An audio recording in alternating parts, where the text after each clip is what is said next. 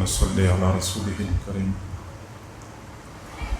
أما بعد فأعوذ بالله من الشيطان الرجيم. بسم الله الرحمن الرحيم. يا أيها الذين آمنوا قوا أنفسكم وأهليكم نارا.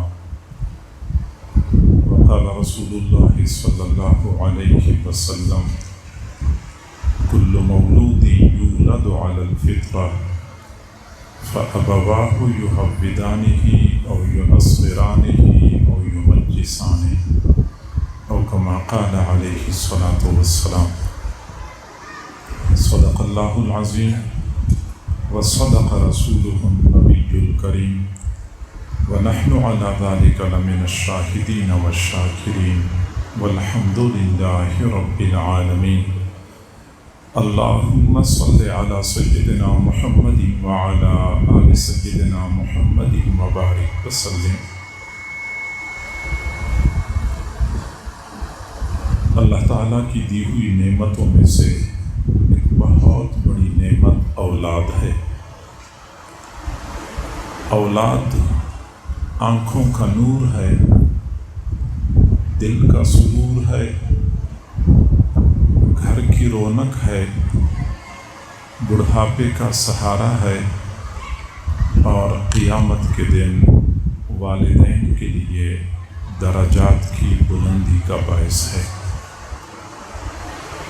اولاد کی اہمیت اور قدر و قیمت کا اندازہ اس بات سے لگایا جا سکتا ہے کہ حضرات انبیاء کرام جو قرب خداوندی کے اعلیٰ مراتب پر فائز تھے، وہ بھی اللہ تعالیٰ سے نیک اولاد کی دعائیں مانگا کرتے تھے.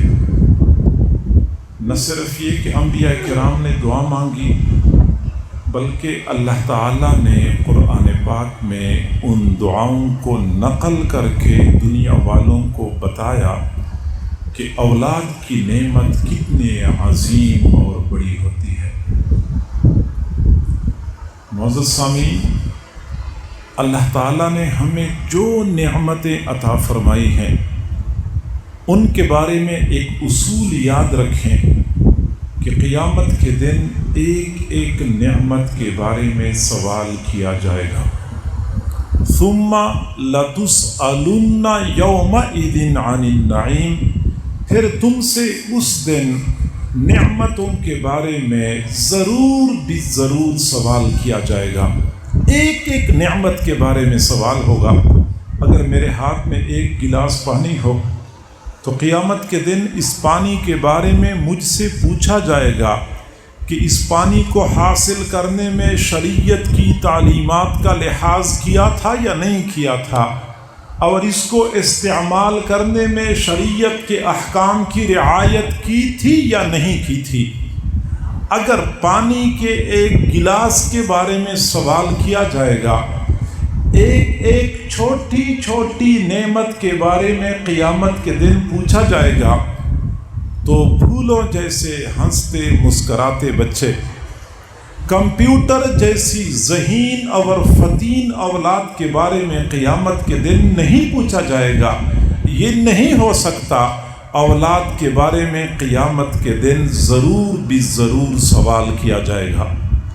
حضرت عبداللہ بن عمر رضی اللہ تعالی عنہ فرمایا کرتے تھے: ادبوا اولادکم فانکم مسئولون عنہم، تم اپنی اولاد کی اچھی تربیت کرو کیونکہ تم سے قیامت کے دن اولاد کے بارے میں سوال کیا جائے گا. اولاد کے بارے میں پوچھا جائے گا کہ اولاد کی تعلیم، اولاد کی تربیت اور اولاد کی پرورش کے سلسلے میں قرآن و حدیث کی تعلیمات کو پورا کیا تھا یا نہیں کیا تھا. اولاد کے بارے میں سوال ہوگا. اور آج انتہائی افسوس سے کہنا پڑتا ہے کہ والدین اپنی اولاد کی تربیت کے سلسلے میں غفلت کا مظاہرہ کرتے ہیں، تربیت نہیں کرتے، جس کے نتیجے میں اولاد بگڑ جاتی ہے. مزے کی بات یہ ہے کہ اولاد جب بگڑ جاتی ہے پھر بھی والدین یہ نہیں کہتے کہ ہم اپنے بچے کی صحیح تربیت نہ کر سکے۔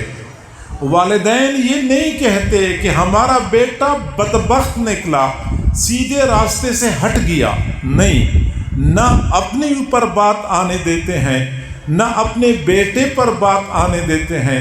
والدین کہتے ہیں ہمارا بیٹا تو بڑا اچھا تھا، بس دوستوں نے خراب کر دیا۔ ہمارا بیٹا تو بڑا سعادت مند تھا، بس ماحول نے خراب کر دیا۔ الزام ماحول پہ لگایا جاتا ہے، الزام اس کے دوستوں پہ لگایا جاتا ہے، نہ بیٹے پر لوگ بات آنے دیتے ہیں، نہ اپنے اوپر بات آنے دیتے ہیں۔ آئیے ہم اپنے محبوب صلی اللہ علیہ وسلم سے پوچھتے ہیں کہ جب اولاد بگڑتی ہے تو اس کے بگاڑ کا ذمہ دار کون ہوتا ہے؟ حضور صلی اللہ علیہ وسلم نے بڑے واضح انداز میں ارشاد فرمایا، کل مولود یولد علی الفطرہ، ہر پیدا ہونے والا بچہ دین اسلام کا مزاج لے کے دنیا میں آتا ہے۔ بچہ پیدا ہوتا ہے تو اس کی طبیعت، اس کی جبلت دین اسلام کے ساتھ بالکل مناسب ہوتی ہے۔ یہی تو وجہ ہے کہ بالکل چھوٹے بچے جب اپنی والدہ کو نماز پڑھتے ہوئے دیکھتے ہیں، ان کو نہیں پتہ ہوتا کہ نماز پہ ثواب کتنا ملتا ہے اور یہ کس قدر اہم فریضہ ہے، لیکن والدہ کو نماز پڑھتے ہوئے دیکھتے ہیں تو بھی مصلی پہ کھڑے ہو جاتے ہیں اور نماز پڑھنے کی کوشش کرتے ہیں۔ تسبیح ہاتھ میں پکڑائیں تو تسبیح ہاتھ میں پکڑ کے اللہ اللہ کرنے کی کوشش کرتے ہیں۔ قرآن پاک کی تلاوت کرتے ہوئے کسی کو دیکھتے ہیں تو یہ بھی قرآن کے سامنے بیٹھ کے ہل ہل کے تلاوت کی کوشش کرتے ہیں۔ آخر کس نے بچے کو بتایا ہے کہ نماز پڑھنی چاہیے، اس پہ ثواب ملتا ہے، تلاوت کیا کرو جنت ملے گی؟ کسی نے نہیں بتایا ہوتا۔ بچے کی طبیعت میں، بچے کی خمیر میں دین کی محبت شامل کر دی گئی ہوتی ہے۔ تو جب یہ بچہ چھوٹا تھا، دین کو پسند کرتا تھا، نیک اعمال کی طرف رغبت رکھتا تھا، لیکن یہ بچہ جوں جوں بڑا ہوتا جاتا ہے، دین سے دوری اختیار کرتا جاتا ہے۔ وہی بچہ جب بچپن میں ماں اس کو مصلی سے ہٹایا کرتی تھی کہ مصلی کو ناپاک کر دے گا، تو یہ رونا شروع کر دیتا تھا کہ مجھے مصلی پہ کھڑا کیوں نہیں ہونے دیتی۔ آج اسی بچے کو زبردستی مصلی پہ کھڑا کریں، وہ پیچھے بھاگنے کی کوشش کرتا ہے۔ تبدیلی کیوں آ گئی؟ بچہ کیوں بگڑ گیا؟ بچہ دین سے کیوں بیزار ہو گیا؟ حضور صلی اللہ علیہ وسلم نے فرمایا، کل مولود یولد علی الفطرہ، ہر پیدا ہونے والا بچہ دین اسلام کا مزاج لے کے دنیا میں آتا ہے۔ فَأَبَوَاهُ يُهَوِّدَانِهِ، بچے کو ماحول بگاڑتا ہے، بچے کو دوست احباب بگاڑتے ہیں۔ میرے محبوب نے فرمایا نہیں، ذمہ دار کون ہے؟ فَأَبَوَاهُ يُهَوِّدَانِهِ، والدین بچے کو یہودی بنا دیتے ہیں، او یُنَصِّرَانِهِ، والدین بچے کو نصرانی بنا دیتے ہیں، او یُمَجِّسَانِهِ، والدین بچے کو مجوسی بنا دیتے ہیں۔ حضور صلی اللہ علیہ وسلم نے بچے کی بگاڑ کا ذمہ دار والدین کو قرار دیا ہے۔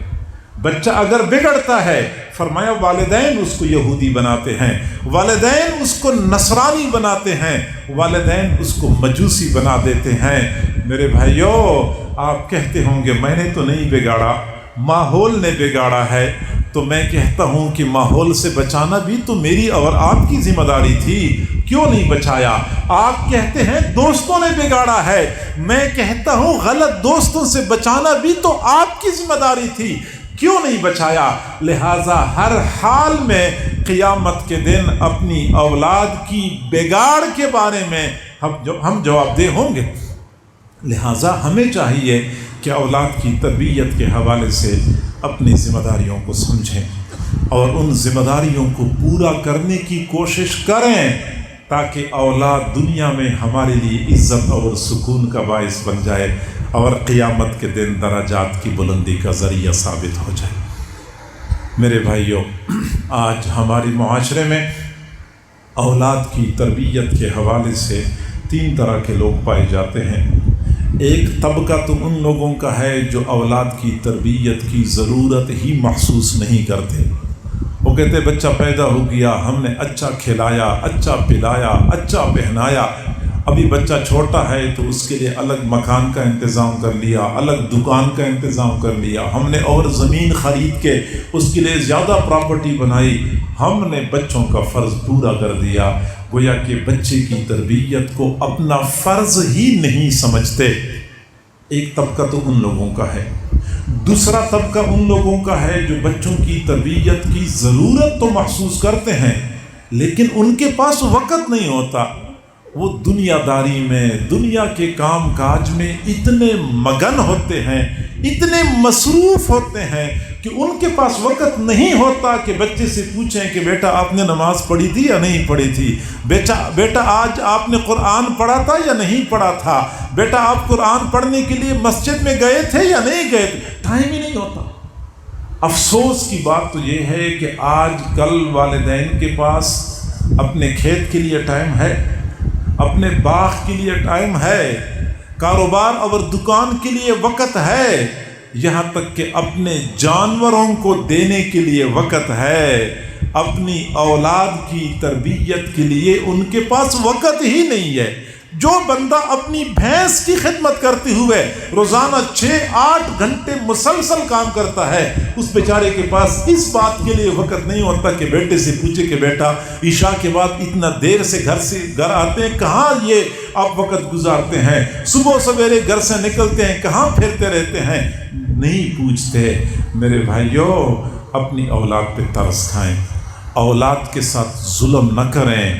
یہ بدترین ظلم ہے والدین کی جانب سے اولاد پر کہ وہ اپنے جانوروں کو ٹائم دیتے ہیں لیکن اپنے بیٹوں کو ٹائم نہیں دیتے۔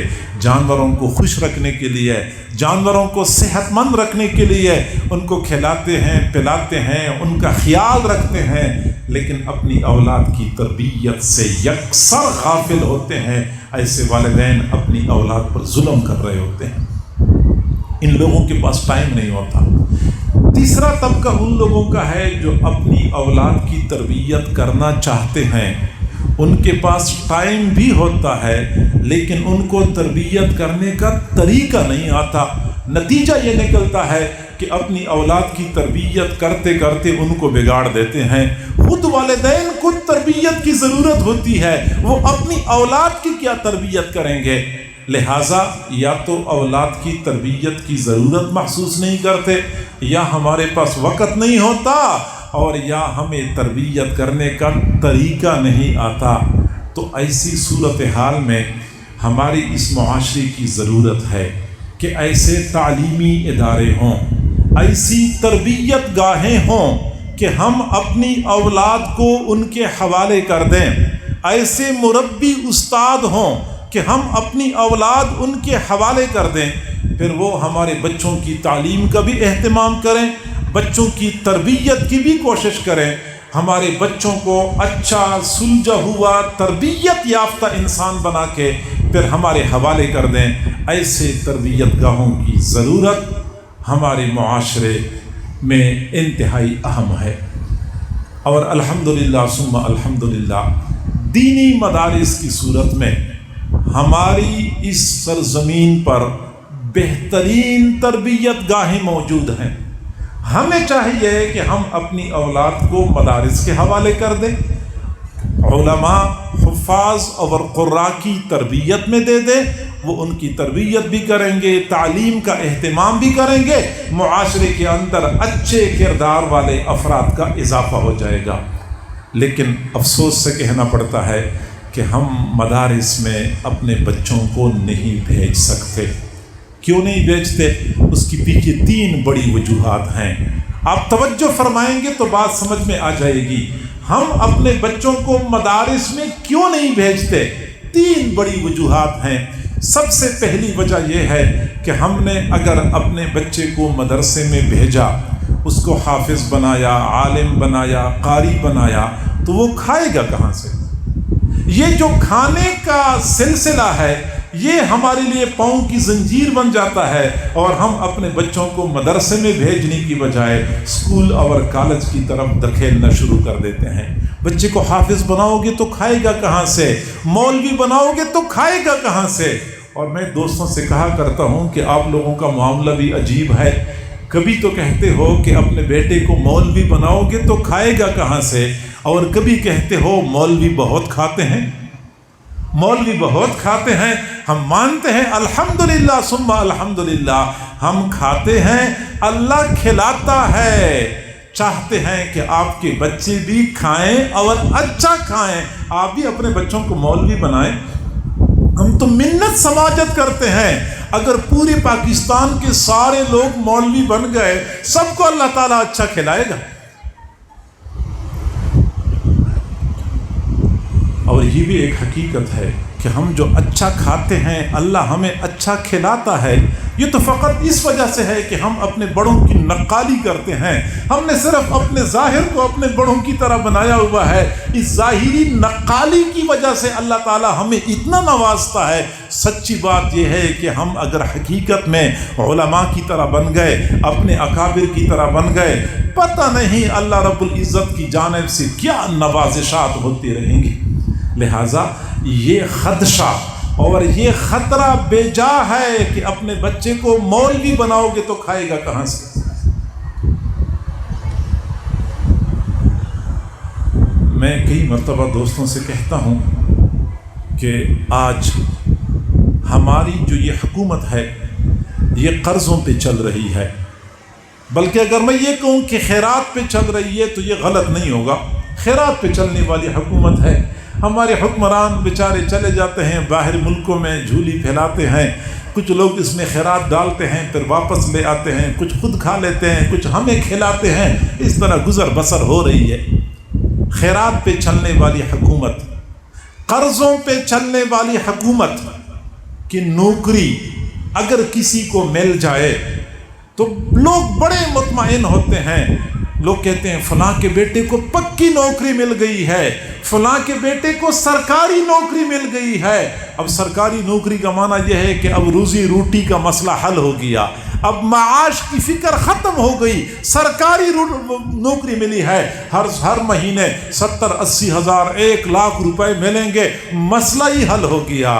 जी हाँ, कर्ज़ों पे चलने वाली हुकूमत, खैरात पे चलने वाली हुकूमत की नौकरी किसी को मिल जाती है, वो इतना मुतमईन होता है, मेरा वो परवरदिगार जो आसमान और ज़मीन के ख़जानों का मालिक है, कोई बंदा उसकी नौकरी करे और उस बेचारे को इस बात की फ़िक्र लाहिक हो कि मैं खाऊंगा कहाँ से, ये हमारी ईमानी कमज़ोरी की दलील है।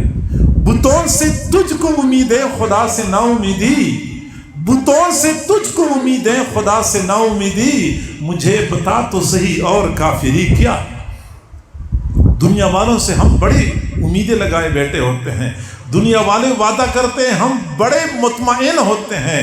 मेरे अल्लाह ने वादा फरमाया है, कुरान अज़ीमुश शान में उसका इजहार फरमाया है, रूए ज़मीन पे जो भी जी रूह चलता है, हर जी रूह का रिज़्क़ मेरी ज़िम्मे है। अल्लाह रब्बुल इज़्ज़त ने जा बजा इसका इजहार फरमाया है। हमें फिर भी यकीन नहीं आता, हमें फिर भी इत्मीनान नहीं होता।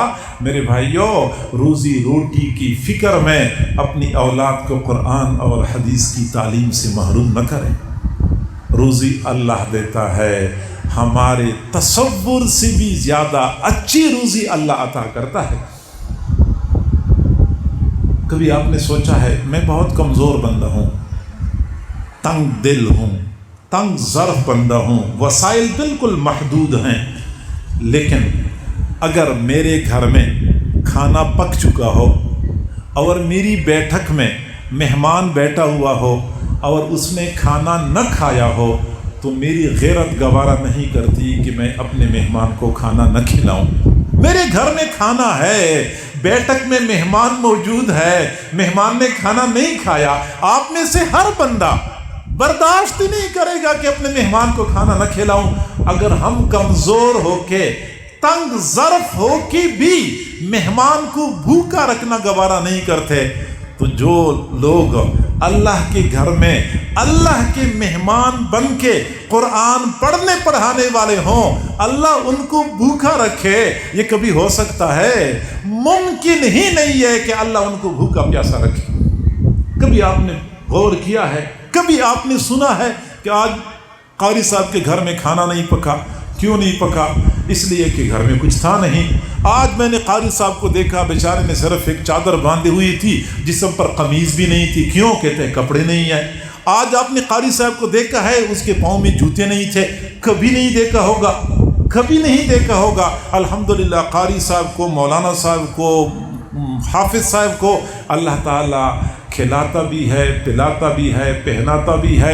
یہ اور بات ہے کہ جیسے آپ حیران ہوتے ہیں کہ 10,000 کی تنخواہ میں یہ اپنے خرچے کیسے پورے کرتے ہیں، ایسے ہم خود بھی حیران ہوتے ہیں کہ یہ خرچے کیسے پورے ہوتے ہیں۔ بہرحال جب اللہ پورے کرتا ہے، انسانی عقل کی پھر وہاں تک رسائی نہیں ہوتی۔ لیکن اتنی بات ضرور ہے کہ اللہ تعالیٰ ہم سے زیادہ بہتر، اچھا، سکون اور عافیت کے ساتھ روزی اور رزق اللہ تعالیٰ علماء، حفاظ اور قراء کو دیتا ہے۔ تو یہ خدشہ بے بنیاد ہے کہ بچے کو مولوی بنائیں گے تو کھائے گا کہاں سے۔ مجھے اچھی طرح یاد ہے کہ جب اپنا تعلیمی سلسلہ مکمل کر لیا تو مدرسے میں آخری دن تھا، وفاق المدارس کا امتحان ختم ہو گیا، تو اس دن طلباء کو بڑی جلدی ہوتی ہے گھر جانے کی، رکتے نہیں ہیں۔ لیکن میں نے اپنے ساتھیوں سے کہا کہ میں تو آج نہیں جاؤں گا، رات کے وقت استادوں سے ملاقات بھی کر لوں گا، کچھ استادوں سے دعائیں بھی لے لوں گا، پھر اس کے بعد کل جاؤں گا۔ ایک دو ساتھی اور بھی ساتھ رک گئے۔ تو مجھے اچھی طرح یاد ہے سردیوں کا موسم تھا، دسمبر کا مہینہ تھا، اور میں ایک ایک استاد کے پاس چلا گیا، ان کے کمرے میں، ان سے دعاؤں کی درخواست بھی کر لی، کچھ ان سے نصیحتیں بھی لے لی۔ تو میرے استاد حضرت مولانا مغفور اللہ صاحب دامت برکاتہم العالیہ اس وقت بھی الحمدللہ حیات ہیں، اللہ تعالیٰ ان کی زندگی لمبی کر دے۔ ان کے پاس میں گیا تو میں نے استاد جی سے عرض کیا کہ استاد جی، نہ میرے پاس علم ہے، نہ عمل ہے، نہ اخلاص ہے، سب کچھ سے عاری ہوں، جا رہا ہوں، مجھے کچھ نصیحت بھی فرمائیں، میرے لیے دعا بھی فرمائیں۔ استاد جی نے اسی وقت ہاتھ اٹھا لیے، بالکل مختصر وقت میں، معلوم نہیں کہ استاد جی نے میرے لیے دل ہی دل میں اللہ سے کیا مانگا۔ البتہ دعاؤں کے بعد مجھے فرمایا کہ بیٹا، ہمارے علاقے کا یہ رواج ہے کہ جب کوئی بندہ کسی کے ساتھ گندم کی کٹائی کرتا ہے تو اس کو اچھا کھانا کھلایا جاتا ہے کہ یہ ہمارے ساتھ گندم کی کٹائی کرتا ہے۔ اگر گندم کی کٹائی کرنے والے کو اچھا کھانا کھلایا جاتا ہے تو جو دین کا کام کرے گا تو اللہ اس کو اچھا کھانا نہیں کھلائے گا، یہ کیسے ہو سکتا ہے؟ مجھے فرمایا بیٹا آپ دین کا کام کریں اور کھانے کے حوالے سے، رزق کے حوالے سے بالکل بے فکر ہو جائیں، اللہ تعالیٰ آپ کو ایسی روزی دے گا کہ دنیا والے آپ پہ رشک کریں گے۔ الحمدللہ ثم الحمدللہ، اپنے استاد کی وہ بات حرف بحرف صحیح ثابت ہوتے ہوئے اپنی آنکھوں سے دیکھ لی۔ آپ حضرات کو پتہ ہوگا جو میرے بیانات سنتے رہتے ہیں، کبھی اپنی باتیں کرنا یہ میری عادت ہی نہیں ہے کہ اپنی سرگزشت لوگوں کو سناؤں، اپنی کارگزاریاں سناؤں، لیکن اب بات آ گئی ہے۔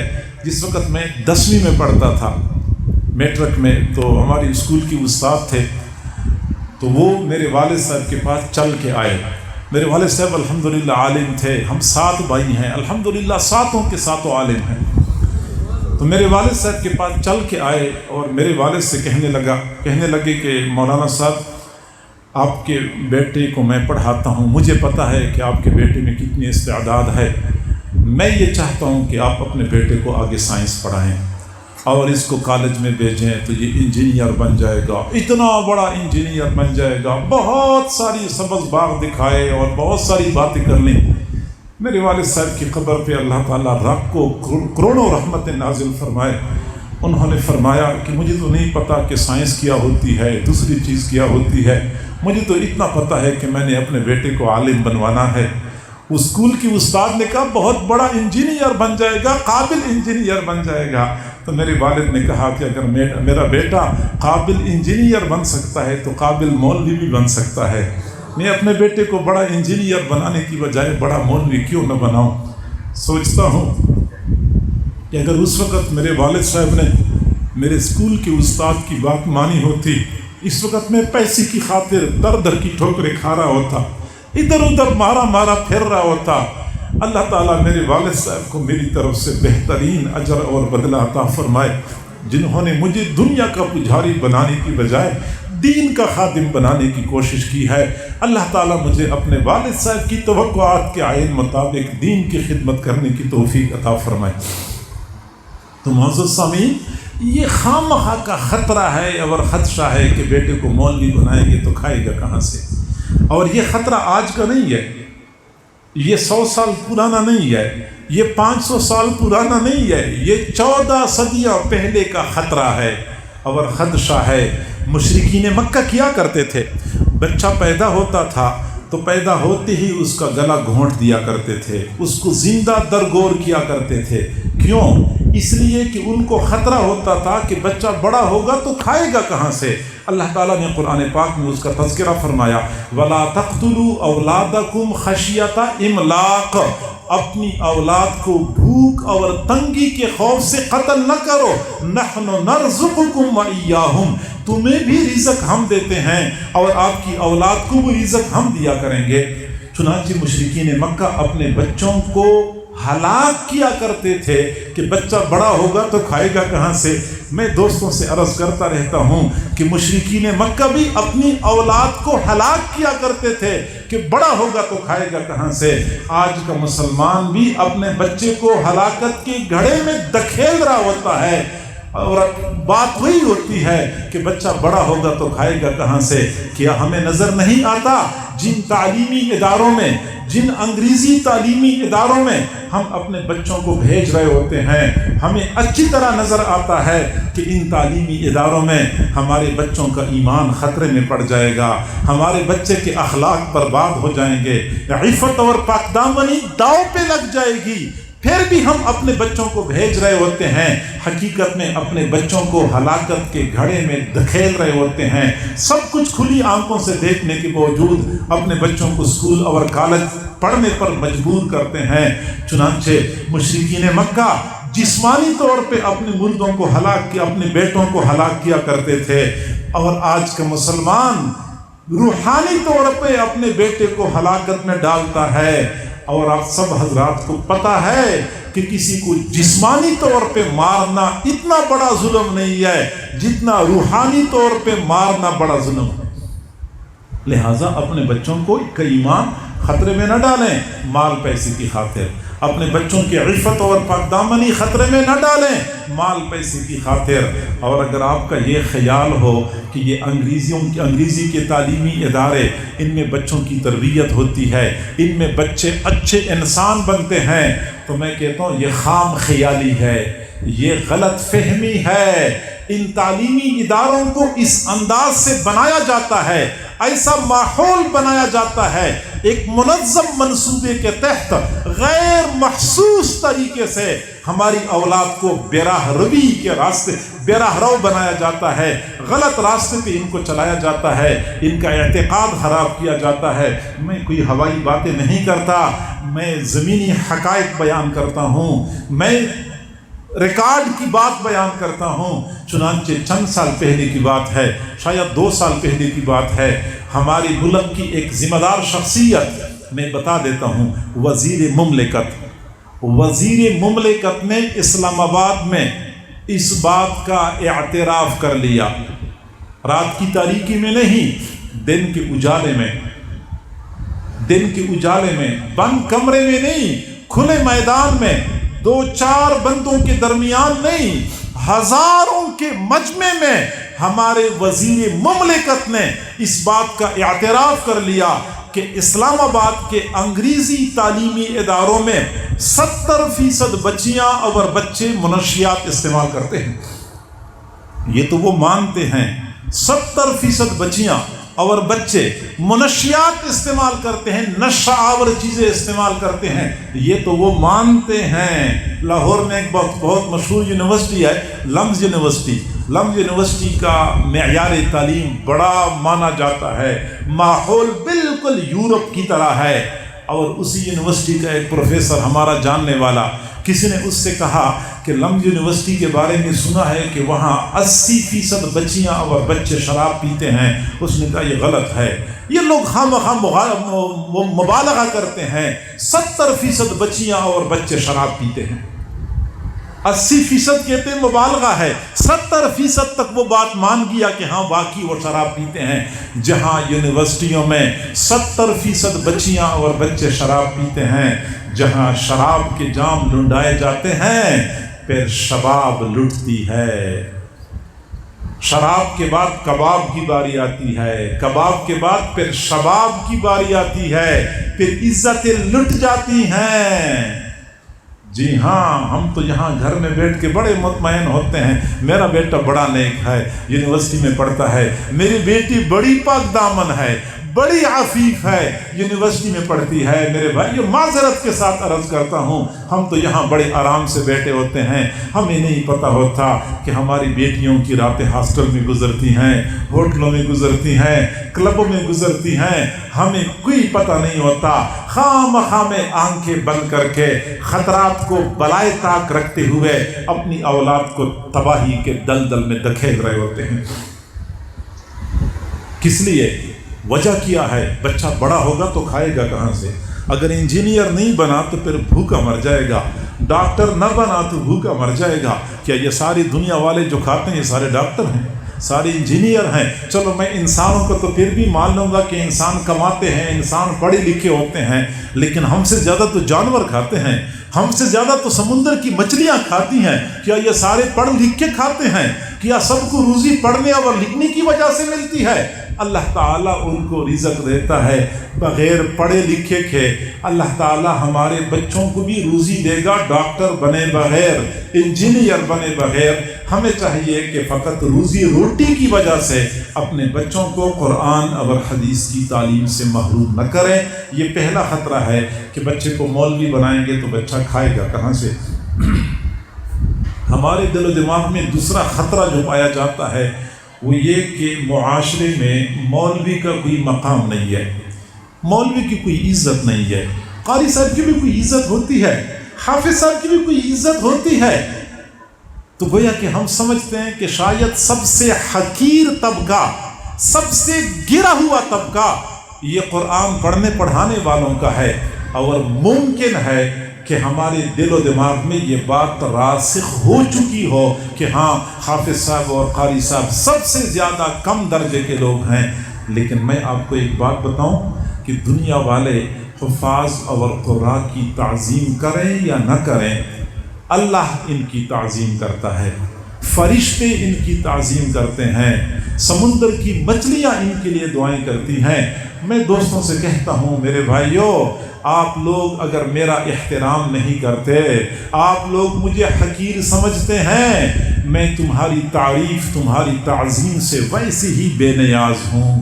میرے بھائیوں، اگر آپ لوگ میرے قدموں کے نیچے ریڈ کارپیٹ نہیں بچھاتے تو مجھے اس کا کوئی افسوس نہیں ہے، کیونکہ میرے رب کے فرشتے میرے قدموں کے نیچے اپنے پر بچھاتے ہیں۔ اور دنیا والوں، تم لوگ اگر سوشل میڈیا پہ میری کردار کشی کرتے ہو، میرے خلاف پروپیگنڈا کرتے ہو، مجھے اس کا کوئی ملال نہیں ہے، کیونکہ سمندر میں مچھلیاں، سوراخوں میں چونٹیاں میرے لیے دعائیں کرتی رہتی ہیں۔ اور دنیا والوں، اگر تم پرنٹ میڈیا پہ، الیکٹرونک میڈیا پہ میرے خلاف رائے عامہ کو ہموار کرتے ہو، مجھ پہ بے جا تنقید کرتے ہو، مجھے اس کی کوئی حسرت نہیں ہے، کیونکہ میرا اللہ فرشتوں کی مجلس میں میری تعریفیں کرتا ہے۔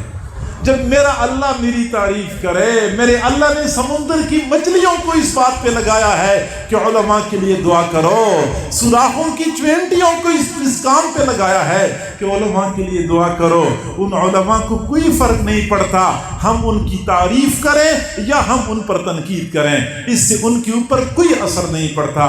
لہٰذا اگر ہم علماء کی تعریف نہیں کرتے، علماء کی تعظیم نہیں کرتے، اس سے علماء کی شان میں کمی نہیں آتی۔ یہ ہماری خام خیالی ہے کہ علماء کی عزت نہیں معاشرے میں، علماء کا مقام نہیں ہے۔ الحمدللہ آج بھی علماء کو اللہ نے عزت عطا فرمائی ہے، اور عزت ہوتی اس کے پاس ہے جس کو اللہ عزت دیتا ہے، اور جسے ہم عزت کہتے ہیں حقیقت میں وہ عزت نہیں ہے، وہ غلط فہمی ہے۔ ہمارا یہ خیال ہے کہ جب کوئی سرکاری افسر، ایک فوجی افسر چھاؤنی سے گزر رہا ہوتا ہے، سارے لوگ اس کو سلوٹ کرتے ہیں، یہ عزت ہے۔ یہ عزت نہیں ہے، غلط فہمی ہے۔ ہم یہ سمجھتے ہیں کہ تھانے دار جب تھانے میں داخل ہوتا ہے سارے لوگ کھڑے ہو جاتے ہیں، یہ عزت ہے۔ میرے بھائیو، یہ عزت نہیں ہے، یہ غلط فہمی ہے۔ ہم یہ سمجھتے ہیں کہ کوئی افسر دفتر میں داخل ہوتا ہے تو سارے لوگ کھڑے ہو جاتے ہیں، یہ عزت ہے۔ میرے بھائیو، یہ عزت نہیں ہے، یہ ہماری غلط فہمی ہے۔ میں آپ کو ایک مثال سے بات سمجھاؤں۔ اتنا بڑا مجمع ہے، اچانک یہاں اوپر سے ایک سانپ گر پڑتا ہے۔ جو ہی سانپ گرتا ہے ایک بندہ اچھل پڑا، سانپ ہے۔ جو ہے اس نے سانپ کا لفظ بولا، آپ کو پورے مجمع میں ایک بندہ بیٹھا ہوا نظر نہیں آئے گا، سارے لوگ کھڑے ہو جائیں گے۔ اب آپ کیا سمجھتے ہیں کہ یہ سارے لوگ سانپ کے احترام میں کھڑے ہو چکے ہیں؟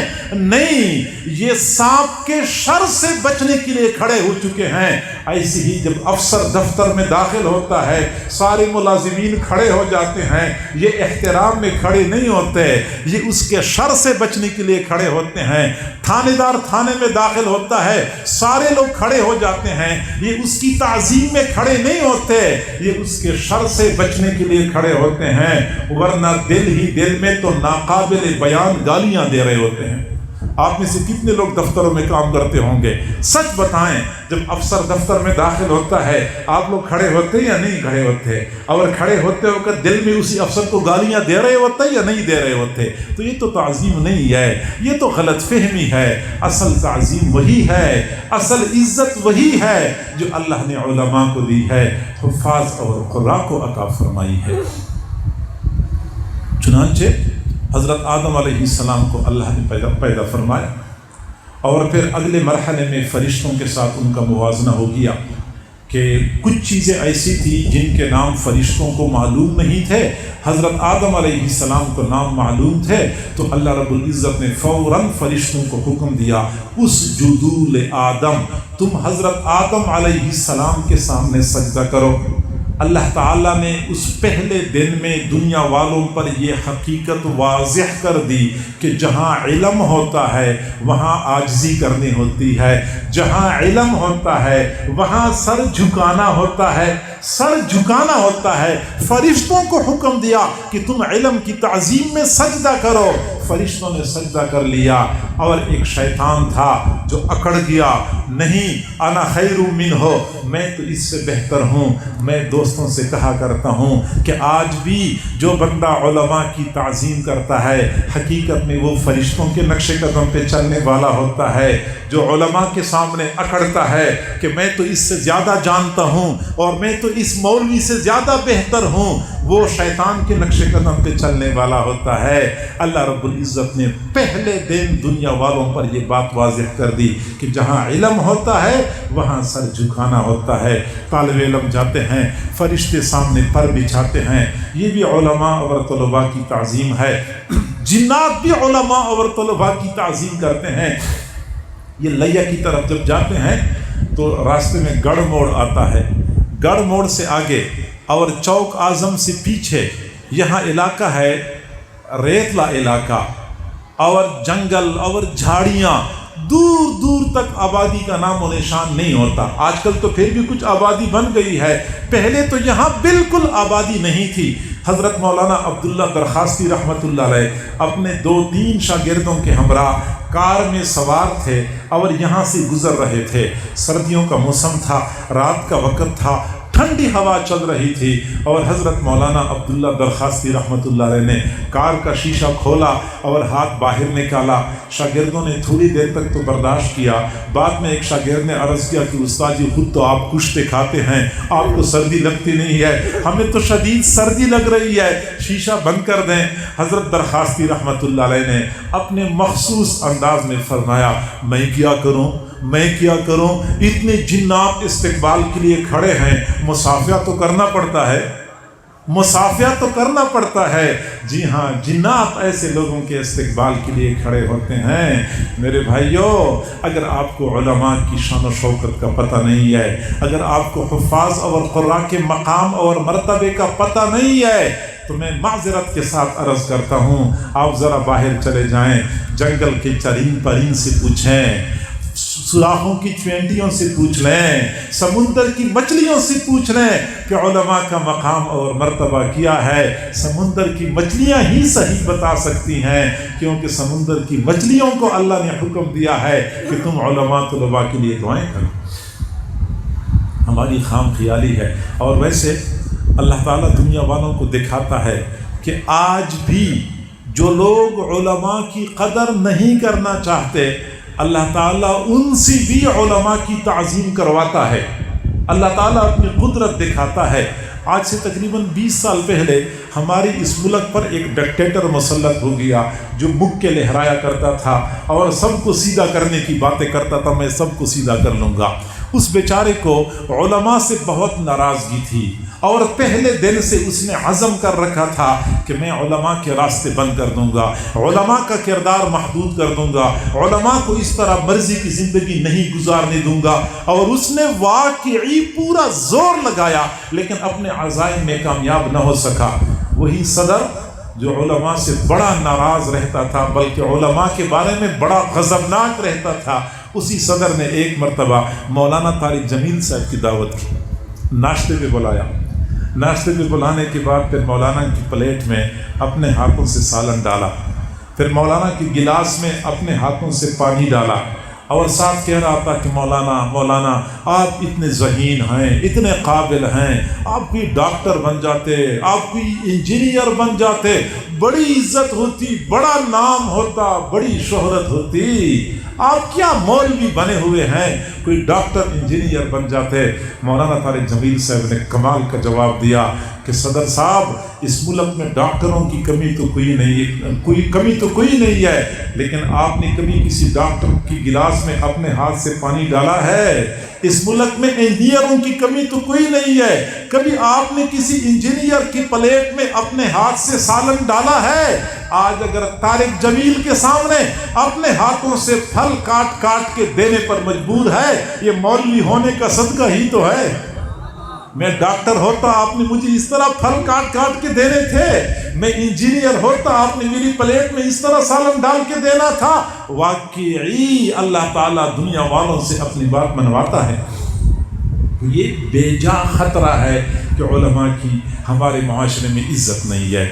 اور تیسرا بے جا خطرہ یہ ہے کہ اگر ہم نے اپنے بیٹے کو مدرسے میں بھیجا، پتہ نہیں مدرسے والے ہمارے بیٹے کو کیا بنائیں گے، خودکش بنائیں گے، بمبار بنائیں گے، دہشت گرد بنائیں گے۔ یہ تیسرا خدشہ کئی سارے لوگوں کے دل و دماغ میں پایا جاتا ہے۔ بیٹے کو مدرسے میں نہ بھیجو، مدرسوں والے تو دہشت گرد بناتے ہیں، مدرسوں والے تو بمبار بناتے ہیں۔ میرے بھائیو، کراچی سے لے کر کشمیر تک، گلگت تک، ملک کے طول و عرض میں تمام دین کے دروازے ہمارے لیے دن رات کھلے ہوتے ہیں۔ کسی بندے کو منع نہیں کیا جاتا کہ ہاں آپ ہمارے مدرسے میں کیوں آ رہے ہیں۔ آپ جائیں مدرسے میں، مدرسوں کے کمرے دیکھیں، درسگاہیں دیکھیں، محتمم کا دفتر دیکھیں، الماریاں دیکھیں، تہخانے دیکھیں، جو کچھ آپ دیکھ سکتے ہیں، نظام امتحان دیکھیں، نظام تعلیم دیکھیں، نظام تربیت دیکھیں، آپ کی آنکھیں کھل جائیں گی کہ ہمیں جو کہا جاتا تھا کہ مدارس میں دہشت گردی سکھائی جاتی ہے، یہاں تو ہمیں دہشت گردی کی کوئی آثار نظر نہیں آتے۔ افسوس کی بات یہ ہے کہ ہم مولویوں کے قریب جاتے نہیں ہیں، مدرسوں کے قریب جاتے نہیں ہیں، اور فقط سنی سنائی باتوں کو بنیاد بنا کے مدارس کے بارے میں ہم بدگمان ہو جاتے ہیں کہ شاید واقعی مدارس ہی سارے فساد کے اڈے ہیں، ساری فساد کی جڑ یہ مدارس ہی ہیں۔ میرے بھائیوں، ہمیں غلط طریقے سے گائیڈ کیا جاتا ہے۔ ہمیں حقائق کو سمجھنے کے لیے خود مدارس میں جانا چاہیے۔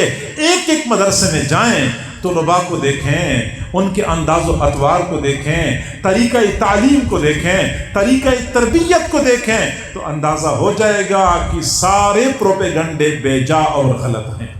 کیوں نہیں مدرسوں میں کیوں ہم ناراض رہتے ہیں؟ کیوں ہم علماء سے دور بھاگتے ہیں؟ کیوں خواہ لوگوں کے پروپیگنڈے میں آ کے ہم علماء کے بارے میں بدگمان ہوتے ہیں؟ میرے بھائیوں، قریب آئیے. آپ چاہیں تو مدارس کا حساب کتاب چیک کر لیں. اکثر لوگ کہتے ہیں مولوی چندے کرتے ہیں خود کھا جاتے ہیں. بھائی آپ کبھی چندہ دے دیں، رسید لے لیں، پھر اس کے بعد 1 سال بعد آپ چلے جائیں کہ میں نے آپ کو 1000 روپے دیے تھے، وہ کہاں پہ خرچ ہو چکے ہیں. مدرسے والے آپ کو بتائیں گے کہ آپ کی رسید، میں نے فلاں رجسٹر پہ وہ پیسے چڑھائے ہوئے ہیں، رسید نمبر کے ساتھ پیسے بھی لکھے ہوئے ہیں، اور وہ پیسے میں نے فلاں مصرف میں خرچ کیے ہیں. ساری تفصیل آپ کو بتائیں گے. آپ یقین کریں مدارس کا حساب ایسا ہوتا ہے، وہ ایک حساب رکھتے ہیں. وہ یہ بھی کہتے ہیں کہ ہمارے پاس اس سال 500 طلباء نے پڑھا، اور ایک طالب، ہمارا سال کا پورا خرچہ اتنا ہوا. اب ایک طالب علم پر پورے سال کا خرچہ کتنا ہوا، ایک طالب علم پر ایک دن کا خرچہ کتنا ہوا، اتنا کچھ حساب لگاتے ہیں. آپ کسی مدرسے میں جا کے دیکھ لیں کہ آپ کے ایک طالب علم کا ایک دن کا خرچہ کتنا ہوتا ہے. وہ ایک دن کا خرچہ بتا دیتے ہیں کہ میرے تمام طلباء میں سے ایک طالب علم کا ایک دن کا خرچہ اتنا ہوتا ہے، میرے علاج معالجے کے خرچے اتنے ہوتے ہیں، بجلی کے خرچے اتنے ہوتے ہیں، تعمیرات کے خرچے اتنے ہوتے ہیں. تو میرے بھائیوں، یہ میں مانتا ہوں یہ 15ویں صدی ہے، معصوم ہم بھی نہیں ہیں، کمزوریاں پائی جاتی ہیں، لیکن پھر بھی جتنا ہمارے خلاف پروپیگنڈا کیا جاتا ہے، جتنا ہمیں مدرسوں کے بارے میں بدگمان کیا گیا ہے، یہ نہ آپ کے حق میں بہتر ہے نہ مدارس کے حق میں بہتر ہے. آئیے مدارس کے ساتھ تعلق مضبوط بنائیں، مدارس میں جائیں، مدارس کا نظام دیکھیں، مدارس کی کارکردگی کا جائزہ لیں، حقیقت آپ کے اوپر خود کھل جائے گی. تو یہ جو کہا جاتا ہے کہ مدارس میں دہشت گردی سکھائی جاتی ہے، یہ خطرہ اور خدشہ بے جا ہے. میرے بھائیوں، اپنے بچوں کو، اپنے بچیوں کو مدارس میں بھیجیں، قرآن کی تعلیم دلوائیں، حدیث کی تعلیم دلوائیں. آج میں مانتا ہوں کہ ہم بچوں کو حافظ بنائیں گے، قاری بنائیں گے، کوئی خاص مالی فائدہ ہمیں نظر نہیں آئے گا، لیکن میرے بھائیوں، ہم مسلمان ہیں. ہمارا عقیدہ ہے کہ جب ہماری یہ آنکھیں بند ہو جائیں گی تو ایک اور جہان نظر آئے گا. پھر اس جہان میں پتہ چلے گا کہ اپنے بیٹے کو حافظ بنانے کا کیا فائدہ نکلا. میرے بھائیوں، اس وقت سورج ہم سے کروڑوں میل دور ہے، لیکن آج کل جولائی کا مہینہ ہے، جب دن کے 1-2 بجے سورج اپنی جوبن پہ ہوتا ہے، جلال میں ہوتا ہے، تو چھت کے نیچے پنکھے کے ہوا کے سامنے ٹھہرنا بھی ہمارے لیے دشوار ہو جاتا ہے، اتنی شدید گرمی ہوتی ہے. لیکن ایک وہ بھی دن آنے والا ہے جب سورج کروڑوں میل دور نہیں ہوگا، لاکھوں میل دور نہیں ہوگا، 1 میل دور نہیں ہوگا، سورج ایک نیزے کے برابر آ چکا ہوگا، زمین پیتل کی بنی ہوئی ہوگی. حشر کے میدان میں عرش کے سائے کے علاوہ کہیں ایک بالش کے برابر بھی سایہ نہیں ہوگا. سر کے بالوں سے لے کر پاؤں کے ناخنوں تک جسم پر 1 گز کپڑا بھی نہیں ہوگا، مکمل بے لباس. اس شدت کے عالم میں، اس سختی کی حالت میں، جب کہیں بھی کوئی جائے پناہ نظر نہیں آئے گی.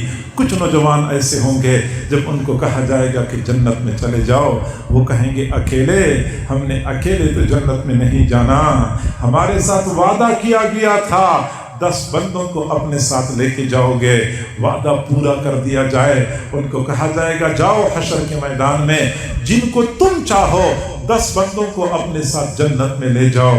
اس وقت یہ نوجوان ادھر ادھر بھاگ رہے ہوں گے، میرے ابو کہاں ہیں، میری امی کہاں ہیں، میرے چچا کہاں ہیں، میرے دادا کہاں ہیں، ایک ایک کے پیچھے بھاگ رہے ہوں گے، حیران پریشان. اب تصور کریں تھوڑی دیر کے لیے اس مقام تک پہنچ جائیں کہ میں اسی طرح حشر کے میدان میں کھڑا ہوں، سورج بالکل ایک نیزے کے برابر آ چکا ہے، زمین پیتل کی بنی ہوئی ہے، پاؤں میں جوتے بھی نہیں ہیں، کوئی سایہ بھی نہیں ہے، سر کے اوپر کوئی ٹوپی اور پگڑی بھی نہیں ہے.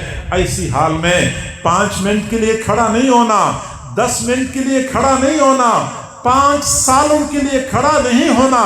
कुरान अजीम उश्शान इस बात पे गवाह है कि क़ियामत का वो एक दिन 50,000 सालों के बराबर है।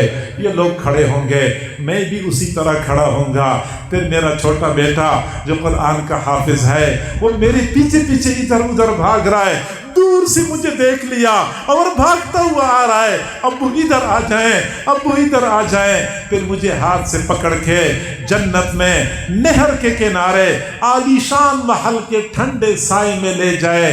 उस दिन पता चलेगा कि अपने बेटे को हाफिज बनाने का क्या फ़ायदा निकला। और क़ियामत के दिन कुछ ऐसे बदकिस्मत लोग भी होंगे जब उनको कहा जाएगा जहन्नम में चले जाओ, वो कहेंगे अकेले, हमने अकेले तो जहन्नम में नहीं जाना, हम तो तबाह हो चुके हैं, बर्बाद हो चुके हैं। लेकिन हमारी तबाही और बर्बादी में किसी और का हाथ है।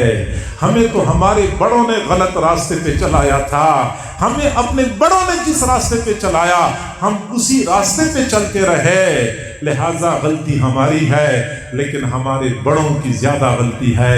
इन्ना अताना सादतना व कुबराअना फ़अज़ल्लूना सबील, हमने अपने बड़ों की बात मानी थी, हमारे बड़ों ने हमें सीधे रास्ते से गुमराह कर दिया था। रब्बना आतिहिम ज़िअफ़ैन मिनल अज़ाब, अल्लाह हमारे बड़ों को हमसे दुगना अज़ाब अता कर दे। वलअनहुम लानन कबीरा, उन पर ज़बरदस्त लानत मुसल्लत कर दे। फिर यही औलाद होगी जिनको डॉक्टर बनाने के लिए आज हम बड़े फिक्रमंद होते हैं। फलां कॉलेज में दाखिला दिलवा दो, उसका रिजल्ट बड़ा अच्छा होता है। नहीं, फलां कॉलेज का रिजल्ट बड़ा अच्छा होता है, वो फलां कॉलेज की फीस अगरचे ज़्यादा होती है लेकिन वहाँ का रिजल्ट बड़ा अच्छा होता है। वहाँ के अक्सर बच्चों को मेडिकल में दाखिला मिल जाता है। अपने बच्चों को डॉक्टर और इंजीनियर बनाने के लिए हैरान सरगर्दान इधर उधर भाग रहे होते हैं। यही औलादें क़ियामत के दिन अल्लाह के दरबार में शिकायत करेंगी, हमें हमारे बड़ों ने गलत रास्ते पे चलाया था, इनको हमसे दुगना अज़ाब अता कर दीजिए। मेरे भाइयों, मुअज़्ज़ज़ सामीन, मुअज़्ज़ज़ ख़वातीन, मेरी माँ बहनों बेटियों, फैसला हमने खुद करना है। हम अपनी औलादों को ऐसा बनाएं क़ियामत के दिन हमारी निजात का ज़रिया बन जाएं, या फिर हमारी औलादें क़ियामत के दिन हमारे लिए पकड़ का ज़रिया बन जाएं। हमें चाहिए कि हम अपनी औलाद को कुरान और हदीस की तालीम से आरास्ता पे रास्ता कर दें। बेटों को भेजा करें मदरसों में, बेटियों को भेजा करें। ये मदरसों वाले बड़े एहसानात रखते हैं उन इलाकों पर, इलाके वालों पर जहाँ उनकी बच्चों की तालीम और तरबियत के लिए इदारे बनाते हैं। क़ारी साहब का भी इस ट्रक के ऊपर पूरे इलाके के लोगों पर बड़ा एहसान है कि उनके बच्चों की तालीम के लिए इदारा बनाया हुआ है, बच्चियों की तालीम के लिए इदारा बनाया हुआ है। जहाँ इन हजरात के एहसानात होते हैं वहाँ अल्लाह की जानिब से इत्माम हुज्जत भी होता है, अल्लाह की तरफ से हुज्जत ताम हो जाती है। क़ियामत के दिन इस ट्रक के लोगों में कोई बंदा ये नहीं कह सकता कि अल्लाह अपनी बेटी को मैं आलमा बनाना चाह रहा था, अपनी बेटी को हाफ़िज़ा बनाना चाहता था, लेकिन हमारे गांव में कोई मदरसा नहीं था, दूर मेरे लिए ले जाना दुश्वार था।